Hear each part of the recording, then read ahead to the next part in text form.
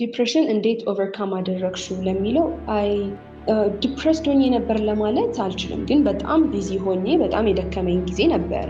ይሄ ኤግዞስትድ የሆንኩበት ጊዜ ነበረ። ግን ያው ጎላችሁን እያያችሁ ነው ወደፊት የምትሄዱ።